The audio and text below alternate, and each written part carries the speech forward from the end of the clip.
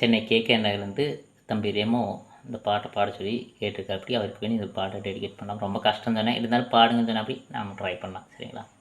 மண்ணில் இந்த காதலன்றி யாரும் வாழ்தல் கூடுமோ, என்னும் கன்னி பாவையின்றி 7 சொரந்தான் பாடுமோ, பெண்மையின்றி மண்ணின் இன்பமேதடா, கண்ணை மூடி கனவில் வாழுடா.